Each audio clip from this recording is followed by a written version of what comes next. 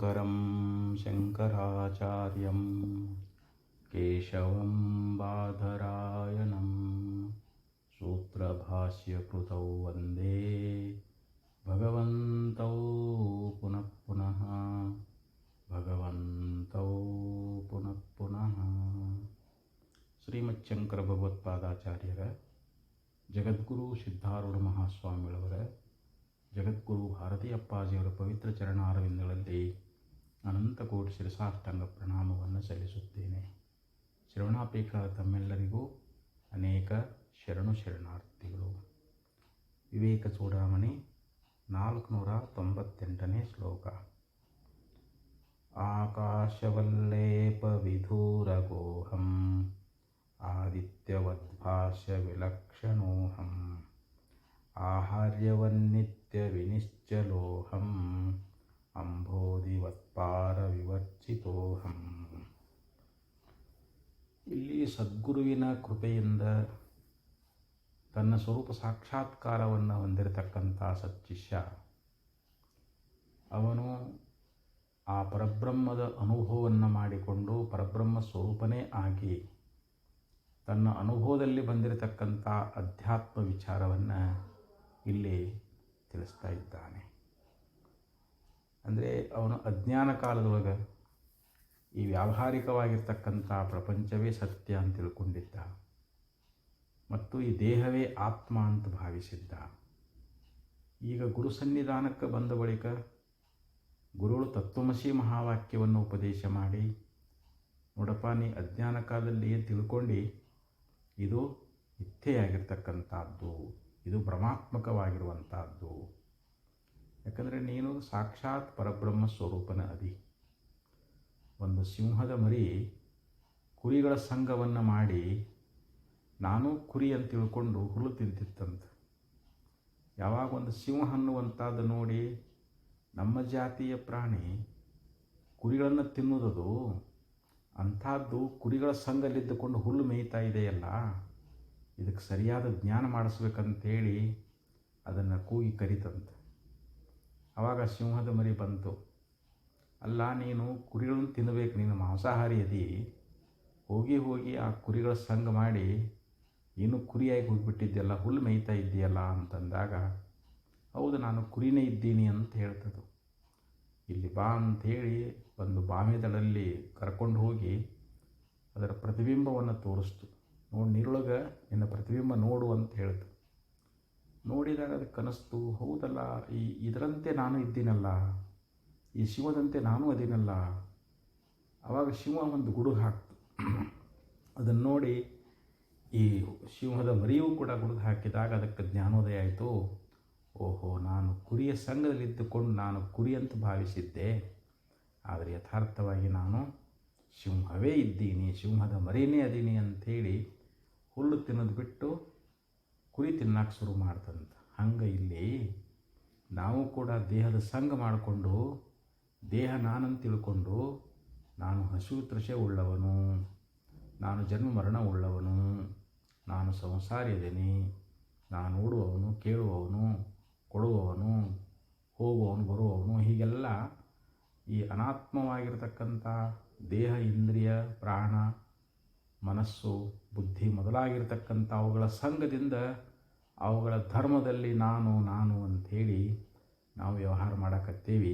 ಯಾವಾಗ ಸದ್ಗುರು ಅನ್ನುವಂಥವನು ಬಂದು, ನೋಡಪ್ಪ, ನೀನು ನಿತ್ಯ ಶುದ್ಧ ಬುದ್ಧ ಮುಕ್ತ ಸ್ವರೂಪವಾಗಿರ್ತಕ್ಕಂಥ ಪ್ರತ್ಯೇಗಾತ್ಮನೇ ನೀನದಿ, ನಿನ್ನನ್ನು ನೀನು ಅರಿಯುವುದನ್ನು ಬಿಟ್ಟು ಈ ದೇಹದಲ್ಲಿ ಆತ್ಮಭಾವನೆ ಮಾಡಿಕೊಂಡು ಯಾಕೆ ದುಃಖಿಯಾಗಿದ್ದೀಯಾ ಅಂಥೇಳಿ ಗುರು ನಮಗೆ ಸ್ವರೂಪದ ದರ್ಶನ ಮಾಡಿಕೊಟ್ರು ಅಂತಂದರೆ ಆವಾಗ ಅಲ್ಲಿ ಶಿಷ್ಯ ಕೃತಕೃತ್ಯನಾಗ್ತಾನೆ, ಧನ್ಯನಾಗ್ತಾ ಇದ್ದಾನೆ. ಅದಕ್ಕೆ ಇಲ್ಲಿ ಶಿಷ್ಯ ಹೇಳ್ತಾ ಇದ್ದಾನೆ, ಆಕಾಶವಲ್ಲೇಪ ವಿದೂರಗೋಹಂ ಅಹಂ ಆಕಾಶವತ್ ಲೇಪ ವಿಧೂರಕಃ ಅಂತ ಹೇಳಿದರು.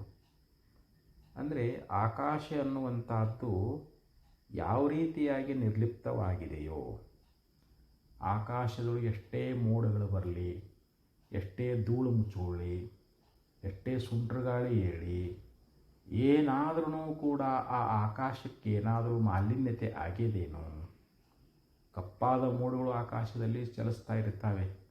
ಅದರಿಂದ ಆ ಆಕಾಶ ಅನ್ನುವಂಥದ್ದು ಏನಾದರೂ ಕಪ್ಪಾಗಿ ಹೋಗೈತೇನೋ ಅಂದರೆ ಇಲ್ಲ.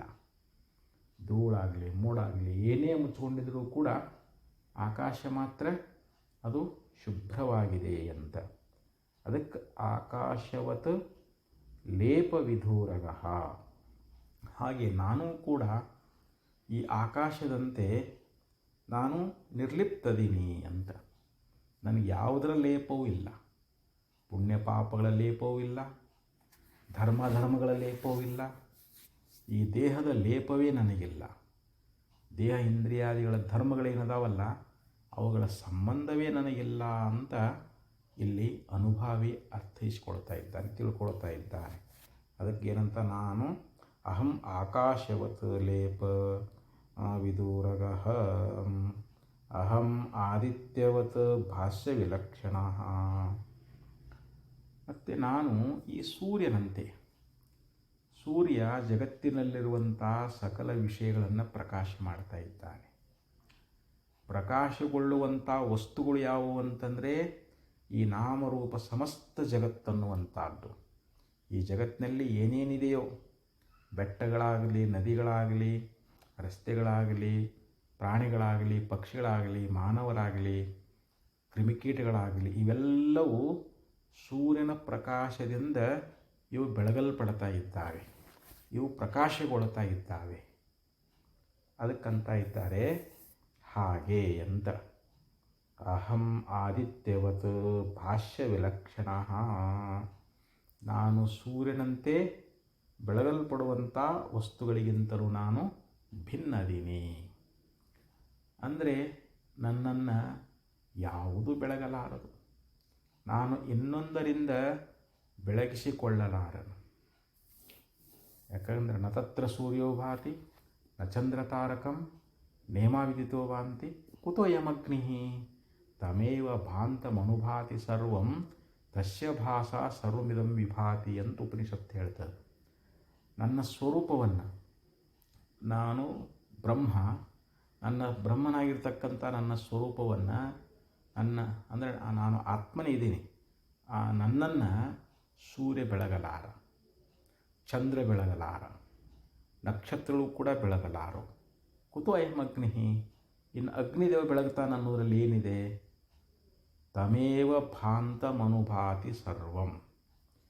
ಅಂದರೆ ಇಲ್ಲಿ ಸೂರ್ಯ, ಚಂದ್ರ, ಅಗ್ನಿ, ನಕ್ಷತ್ರಾದಿಗಳು ಆ ಆತ್ಮನ ಪ್ರಕಾಶವನ್ನೇ ಪಡ್ಕೊಂಡು ಇವು ಜಗತ್ತನ್ನು ಬೆಳಗುತ್ತಾ ಇದ್ದಾವೆ. ಇವುಗಳಿಗೂ ಕೂಡ ಸ್ವತಃ ಬೆಳಗುವಂಥ ಸಾಮರ್ಥ್ಯ ಇಲ್ಲ. ಸೂರ್ಯನಲ್ಲಿರ್ತಕ್ಕಂಥ ಪ್ರಕಾಶ ಯಾರದು? ನನ್ನದೇ.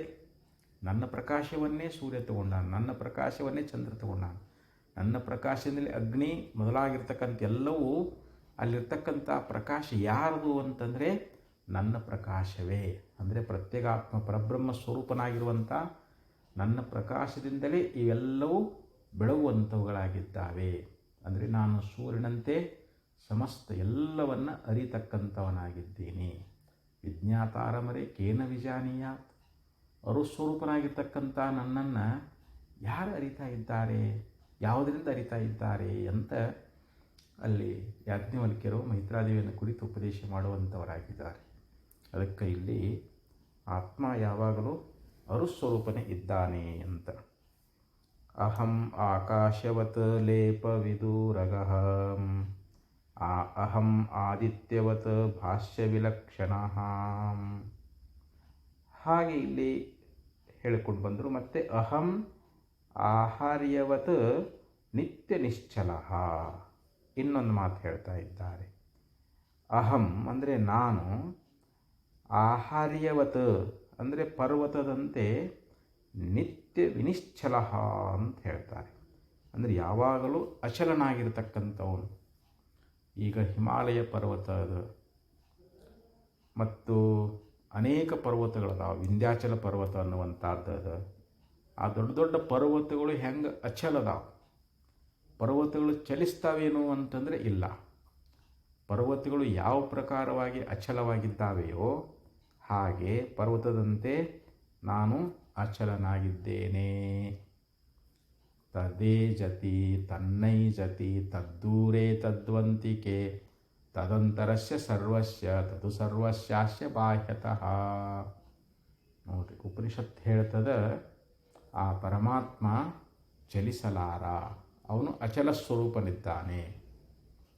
ತತ್ ಏಜತಿ ತನ್ನೈಜತಿ. ತತ್ ಏಜತಿ ಅಂದರೆ ಚಲಿಸುತ್ತಾನೆ ಅಂದರೆ ಏನು? ಉಪಾದಿಯಿಂದ ಕೂಡಿಕೊಂಡು, ಅಂದರೆ ಈ ಶರೀರಾದಿಗಳು ಚಲಿಸುವುದರಿಂದ ಆತ್ಮನು ಚಲಿಸುತ್ತಾನೆ ಎಂಬಂತೆ ಕಂಡುಬರ್ತದೆ. ಆದರೆ ಆತ್ಮ ವಾಸ್ತವಿಕವಾಗಿ ಅಚಲನೇ ಅದ. ನಿರುಪಾಧಿಕವಾಗಿ ನೋಡಿದ್ದಾದರೆ ಆತ್ಮ ಅಚಲನೇ ಅದಾನ. ಉಪಾದಿಯಿಂದ ಒಡಗೂಡಿಕೊಂಡು ಇಲ್ಲಿ ಉಪಾಧಿ ಚಲಿಸ್ತಾ ಇರಬೇಕಾದ್ರೆ ಆತ್ಮ ಚಲಿಸ್ತಾನೋ ಏನೋ. ಧ್ಯಾಯತೀವ ಲೀಲಾಯತೀವ, ಶ್ರುತಿಗಳು ಕೂಡ ಹೇಳ್ತಾರೆ ಧ್ಯಾನಿಸುವಂತೆ, ಲೀಲೆಯನ್ನು ಮಾಡುವನಂತೆ. ಅಂದರೆ ಬಕಪಕ್ಷಿ ಅನ್ನುವಂಥದ್ದು ಧ್ಯಾನ ಮಾಡುವಂತೆ. ಅದು ಧ್ಯಾನ ಮಾಡುವಂಗೆ ಕಾಣಿಸ್ತದೆ, ಆದರೆ ನಿಜವಾಗಿ ಧ್ಯಾನ ಮಾಡ್ತದೇನೋ ಅಂತಂದರೆ ಇಲ್ಲ. ಹಾಗೆ ಇಲ್ಲಿ ಆ ಪರ್ವತದಂತೆ ಇಲ್ಲಿ ಆತ್ಮ ಅಂದರೆ ನಾನು ಹೇಗಿದ್ದೀನಿ? ಅಚಲದೀನಿ, ನಾ ಎಲ್ಲಿ ಚಲಿಸೋದೇ ಇಲ್ಲ. ಯಾಕಂದರೆ ಚಲಿಸ್ಬೇಕಾದ್ರೆ ಪರಿಚ್ಛಿನ್ನವಾಗಿರ್ತಕ್ಕಂಥ ವಸ್ತು. ಈ ಒಂದು ರೂಮಿನಲ್ಲಿ ಒಂದಿಷ್ಟು ಯಾವುದೋ ಬಾಕ್ಸ್ಗಳದಾವಂತ ತಿಳ್ಕೊಳ್ರಿ. ಅವನು ತೊಗೊಂಡೋಗಿ ಇನ್ನೊಂದು ರೂಮಿನಲ್ಲಿ ಇಡಬಹುದು. ಯಾಕಂದ್ರೆ ಅಲ್ಲಿ ಖಾಲಿ ಇದ್ದ ಜಾಗದಲ್ಲಿ ಇಡಾಕ ಬರ್ತದೆ. ಇಲ್ಲಿ ತೊಗೊಂಡೋಗಿ ಅಲ್ಲಿ ಇಡ್ತೇವೆ. ಆದರೆ ಇಲ್ಲಿ ಯಾಕಂದರೆ ಈ ಮನೆಯಾಗಿದ್ದ ಮನುಷ್ಯ ಇನ್ನೊಂದು ಮನೆಗೆ ಪ್ರವೇಶ ಮಾಡ್ತಾನೆ, ಮತ್ತೊಂದು ಮನೆಗೆ ಹೋಗ್ತಾ ಇದ್ದಾನೆ. ಯಾಕಂದರೆ ಪರಿಚ್ಛಿನ್ನವಾಗಿರ್ತಕ್ಕಂಥ ವಸ್ತುಗಳನ್ನು ಒಂದು ಜಾಗದಿಂದ ಒಂದು ಜಾಗಕ್ಕೆ ಇಡಾಕ ಬರ್ತದೆ. ಈ ದೇಹವು ಕೂಡ ಒಂದು ಸ್ಥಳದಿಂದ ಇನ್ನೊಂದು ಸ್ಥಳಕ್ಕೆ ಹೋಗ್ತದೆ. ಆದರೆ ಆತ್ಮ ಅವನು ಗಗನದಂತೆ, ಆಕಾಶದಂತೆ ಆತ್ಮ ಪರಿಪೂರ್ಣನಾಗಿರುವುದರಿಂದ ಮತ್ತು ಆತ್ಮ ಒಬ್ಬನೇ ಇರುವುದರಿಂದ ಅವನು ಹೇಗಿದ್ದಾನೆ ಅಂತಂದರೆ ಅಚಲನಾಗಿದ್ದಾನೆ ಅಂತ ಹೇಳಿದರು. ಅಹಂ ಅಂಬೋಧಿವತ್ ಪಾರವಿವರ್ಜಿತ. ಮತ್ತು ಆತ್ಮ ಹೇಗಿದ್ದಾನೆ, ನಾನು ಹೇಗಿದ್ದೀನಿ, ನನ್ನ ಸ್ವರೂಪ ಹೇಗಿದೆ ಅಂತಂದರೆ ಅಂಬೋಧಿವತ್ ಅಂದರೆ ಸಮುದ್ರದಂತೆ ಅಂತ. ಸಮುದ್ರ ಅನ್ನುವಂಥದ್ದು ಎಷ್ಟು ನಿಶ್ಚಲವಾಗಿರ್ತಕ್ಕಂಥದ್ದು. ಅದು ಪಾರರಹಿತ ಅಂತ. ಅಹಂ ಅಂಬೋಧಿವತ್ ಪಾರವಿವರ್ಜಿತ ಅಂತ ಹೇಳ್ತಾರೆ. ಪಾರವಿಲ್ಲದವನು. ಸಮುದ್ರಕ್ಕೆ ಸೀಮಾ, ಪಾರ ಅಂದ್ರೇನು? ಆ ಸಮುದ್ರಕ್ಕೆ ಸೀಮಾ ಹೇಳಕ್ಕೆ ಬರ್ತದೇನೋ ಅಂತಂದರೆ ಇಲ್ಲ. ಯಾಕಂದ್ರೆ ಅದು ಅಪಾರವಾಗಿರ್ತಕ್ಕಂಥದ್ದು. ಅದರ ಉದ್ದ, ಅಗಲ, ಆಳ ಅದನ್ನು ನಾವು ಅಳತೆ ಮಾಡೋಕ್ಕೆ ಬರೋಂಗಿಲ್ಲ. ಸಮುದ್ರದ ಇದನ್ನು ಅಳತೆ ಮಾಡೋಕ್ಕೆ ಬರೋಂಗಿಲ್ಲ.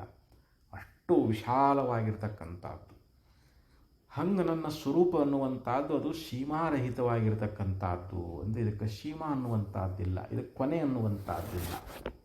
ಆ ರೀತಿಯಾಗಿರ್ತಕ್ಕಂಥದ್ದು ನನ್ನ ಸ್ವರೂಪ ಅಂಥೇಳಿ ಈ ಪ್ರಕಾರವಾಗಿ ಇಲ್ಲಿ ತನ್ನ ಅನುಭವವನ್ನು ಶಿಷ್ಯನಾಗಿರ್ತಕ್ಕಂಥವನು ಹಂಚಿಕೊಳ್ತಾ ಇದ್ದಾನೆ, ವ್ಯಕ್ತ ಮಾಡ್ತಾ ಇದ್ದಾನೆ. ನನ್ನ ಸ್ವರೂಪ ಇಂಥದ್ದು ಅಂತ ಇಲ್ಲಿ ನಿವೇದನ ಮಾಡಿಕೊಳ್ತಾ ಇದ್ದಾನೆ.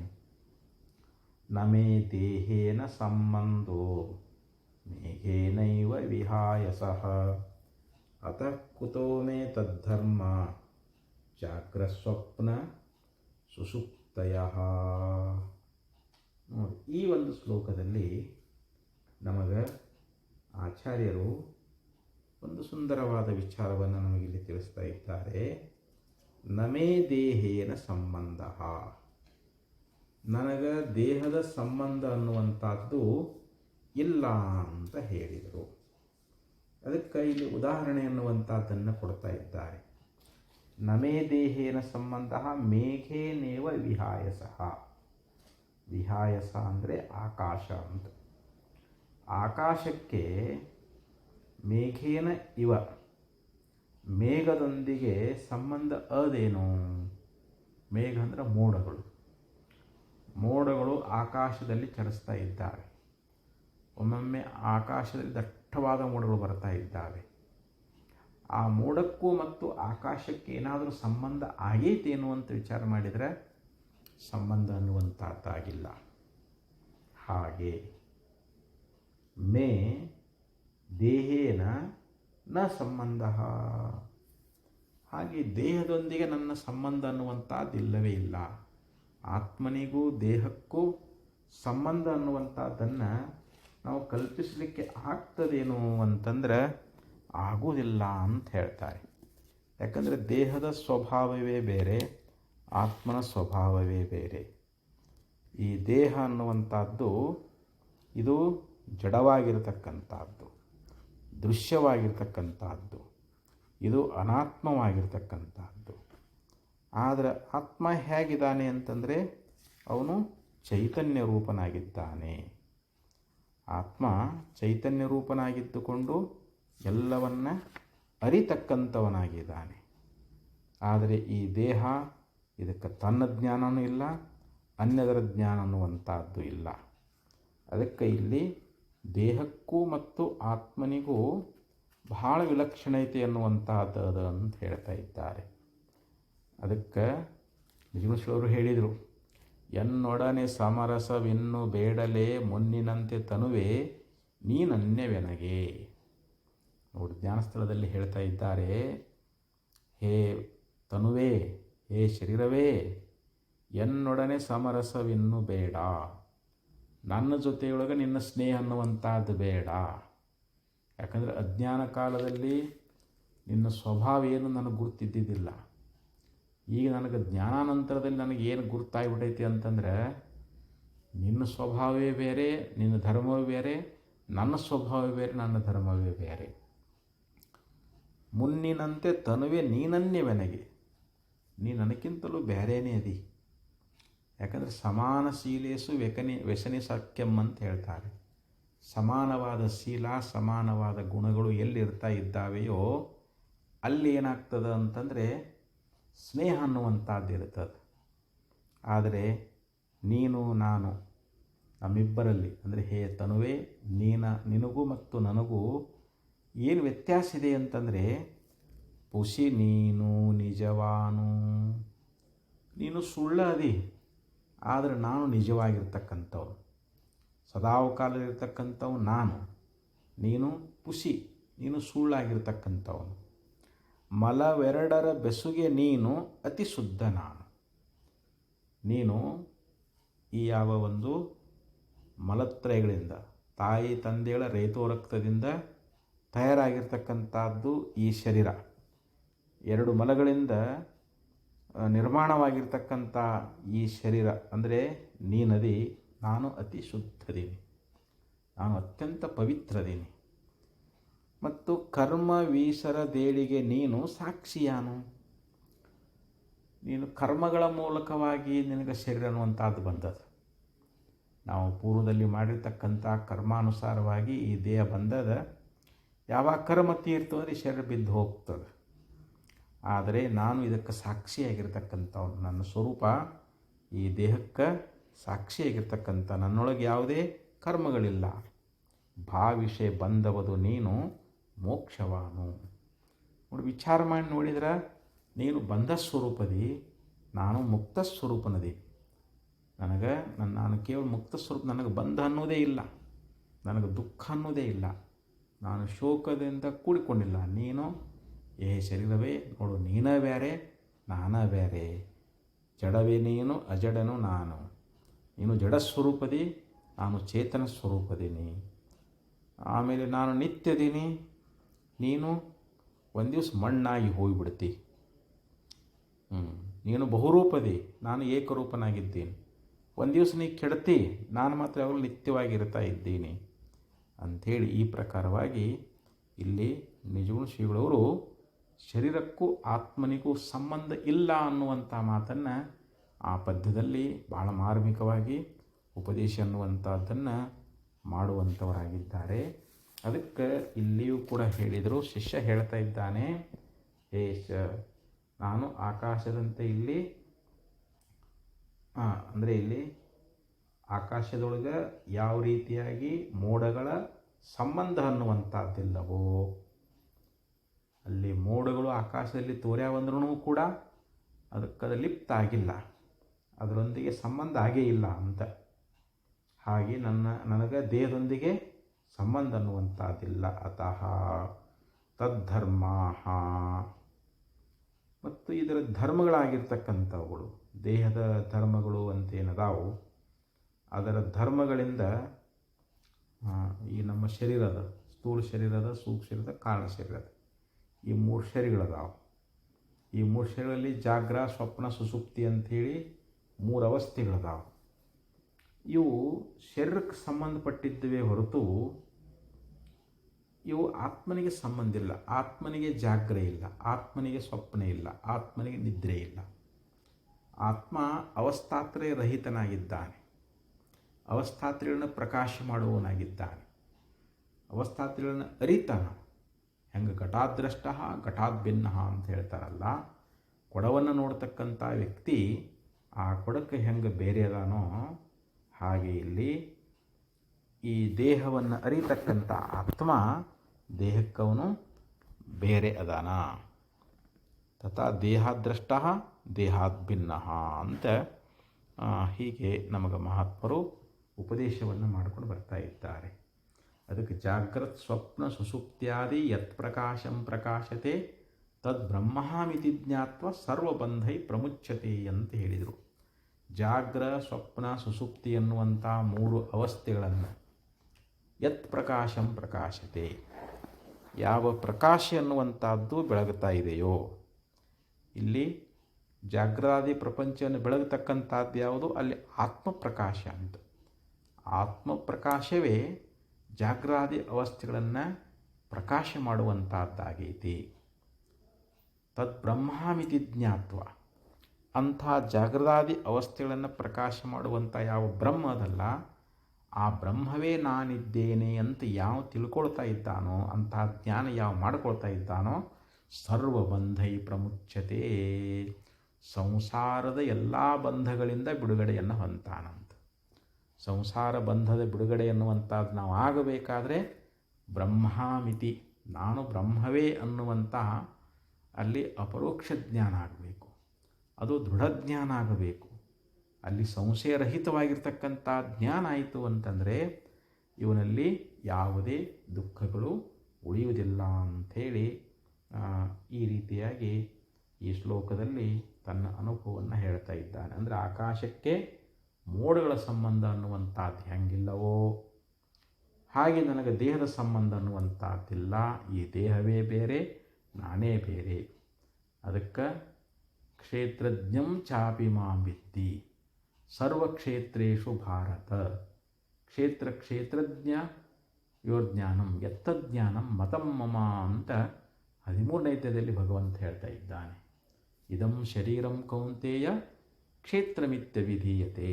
ಹೇ ಅರ್ಜುನ, ಈ ಶರೀರಕ್ಕೆ ಕ್ಷೇತ್ರ ಅಂತ ಕರ್ಕೊಂಡು ಬರ್ತಾರೆ. ಏತದ್ ಯೋ ವೇತ್ತಿ ತಂ ಪ್ರಾಹು ಕ್ಷೇತ್ರಜ್ಞ ಇತಿ ತದ್ವಿದಃ.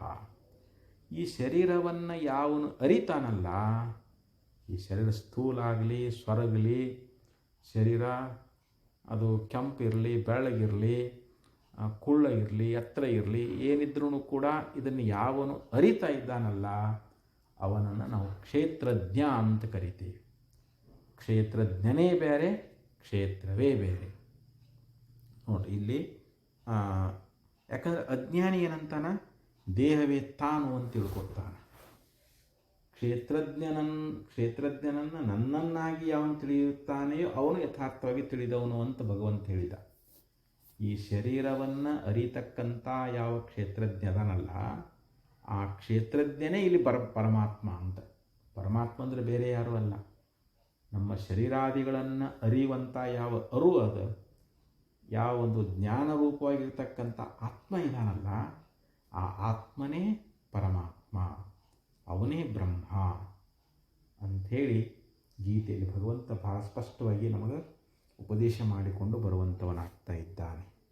ಅದಕ್ಕೆ ಇಲ್ಲಿ ಈ ರೀತಿಯಾಗಿ ಈ ದೇಹದ ಒಂದು ಸಂಬಂಧ ಇಲ್ಲ ಅಂತಂದ ಬಳಿಕ ಅದರ ಧರ್ಮಗಳಾಗಿರ್ತಕ್ಕಂಥ ಶರೀರ ಧರ್ಮಗಳಾಗಿರ್ತಕ್ಕಂಥ ಜಾಗ್ರ, ಸ್ವಪ್ನ, ಸುಸುಪ್ತಿ ಎನ್ನುವಂಥ ಯಾವ 3 ಅವಸ್ಥೆಗಳಿದಾವಲ್ಲ ಅವು ನನಗೆ ಎಲ್ಲಿಂದ ಬರ್ತಾ ಇದ್ದಾವೆ ಅಂತ ಕೇಳ್ತಾ ಇದ್ದಾನೆ.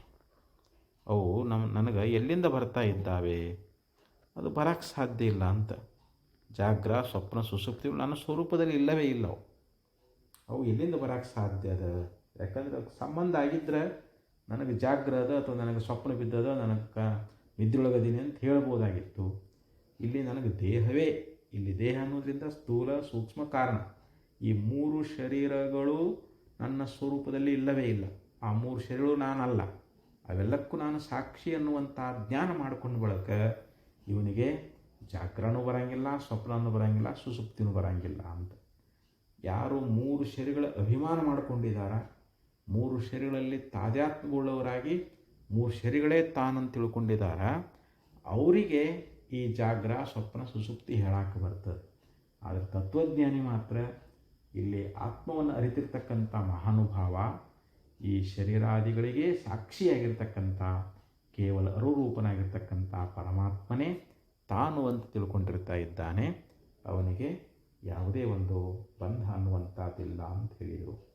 ಉಪಾಧಿರಾಯಾತಿ ಸ ಏವ ಗಚ್ಚತಿ, ಸ ಏವ ಕರ್ಮಾಣಿ ಕರೋತಿ ಭುಂಕ್ತೆ, ಸ ಏವ ಜಿರ್ಯನ್ ಮ್ರಿಯತೆ ಸದಾಹಂ ಕುಲಾದ್ರಿವನ್ನಿಶ್ಚಲ ಏವ ಸಂಸ್ಥಿತಃ. ನೋಡ್ರಿ, ಉಪಾಧಿ ಆಯಾತಿ ಅಂದರೆ ಉಪಾಧಿ ಬರ್ತದ, ಸಹ ಏವ ಗಚ್ಚತಿ ಮತ್ತೆ ಆ ಉಪಾಧಿ ಅನ್ನುವಂಥದ್ದು ಹೋಗ್ತದೆ. ಇವು ಶರೀರಾದಿಗಳು ಉಪಾಧಿಗಳು. ಉಪಾಧಿ ಅಂದ್ರೇನು?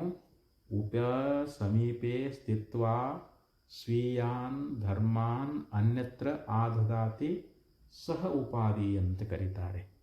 ಅಂದರೆ ಉಪ ಅಂದರೆ ಸಮೀಪದಲ್ಲಿ ಇದ್ದುಕೊಂಡು ತನ್ನ ಧರ್ಮಗಳನ್ನು ಮತ್ತೊಂದರಲ್ಲಿ ಆರೋಪ ಮಾಡುವುದಕ್ಕನ, ಆ ಗುಣಗಳನ್ನು ಇನ್ನೊಂದು ವಸ್ತುವಿಗೆ ಕೊಡೋದಕ್ಕನ ಅದಕ್ಕೆ ಉಪಾಧಿ ಅಂತ ಕರ್ಕೊಂಡು ಬಂದರು. ಉಪ ಸಮೀಪೆ ಸ್ಥಿತ್ವ ಸ್ವೀಯಾನ್ ಧರ್ಮಾನ್, ತನ್ನ ಧರ್ಮಗಳನ್ನು, ಉಪ ಅಂದರೆ ಸಮೀಪದಲ್ಲಿದ್ದುಕೊಂಡು ತನ್ನ ಧರ್ಮಗಳನ್ನು ಅನ್ಯತ್ರ ಆದದಾತಿ, ಆ ಮತ್ತೊಂದು ವಸ್ತುವಿಗೆ ಅದನ್ನು ಕೊಟ್ಟಿದ್ದಾದರೆ ಇದಕ್ಕೆ ಉಪಾಧಿ ಅಂತ ಕರೀತಾರೆ. ಹಂಗೆ ಇಲ್ಲಿ ಶರೀರ ಆದಿಗಳು ಅಂತ ತಿಳ್ಕೊಂಬಿಡ್ರಿ. ಈ ಶರೀರ, ಇಂದ್ರಿಯ, ಅಂತಃಕರಣ ಅನ್ನುವಂಥದ್ದು ಏನದಾವಲ್ಲ, ಇವು ಆತ್ಮನಿಗೆ ಉಪಾಧಿ ಅಂತ. ಇವು ಆತ್ಮನಿಗೆ ಉಪಾಧಿ ಅಂದರೆ ಆತ್ಮನ ಸನ್ನಿಹದಲ್ಲಿ ಅದಾವ, ಆತ್ಮನ ಸಮೀಪದಾವು. ಇವು ತಮ್ಮ ಧರ್ಮಗಳನ್ನು ಆತ್ಮನಲ್ಲಿ ಇವು ಕೊಟ್ಟಾವ, ಅಂದರೆ ಆತ್ಮನಲ್ಲಿ ಆರೋಪಿತ ಆಗಿಬಿಟ್ಟಾವು. ಶರೀರಾದಿಗಳ ಧರ್ಮಗಳು ಆತ್ಮಲ್ಲಿ ತೋರ್ಲಿಕ್ಕತ್ತಾವು ಅಂತ.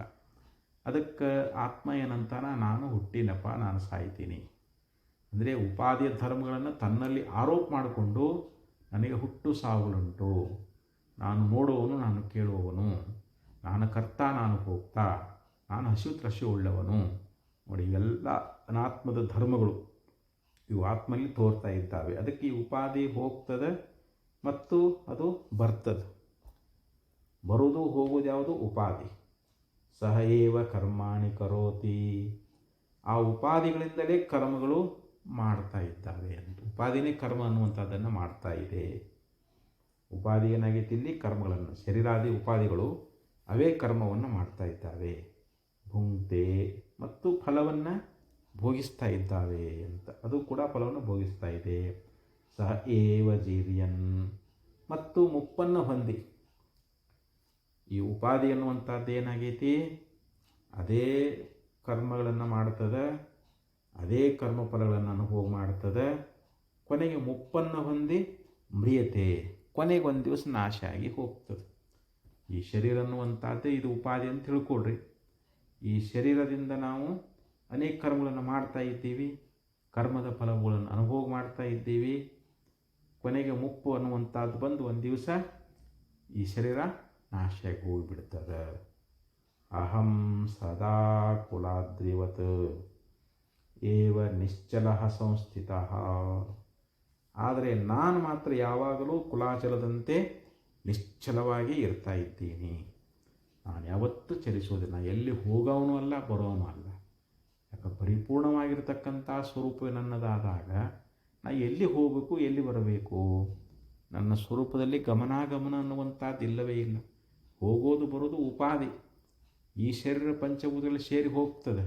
ಒಳಗಿರ್ತಕ್ಕಂಥ 17 ತತ್ವಾತ್ಮಕವಾಗಿರ್ತಕ್ಕಂಥ ಲಿಂಗ ಶರೀರ, ಯಾವ ಸೂಕ್ಷ್ಮ ಶರೀರ ಅಂತ ಕರಿತೇವಲ್ಲ, ಅದು ಈ ದೇಹವನ್ನು ಬಿಟ್ಟು ಮತ್ತೊಂದು ದೇಹದಲ್ಲಿ ಪ್ರವೇಶ ಆಗ್ತದೆ.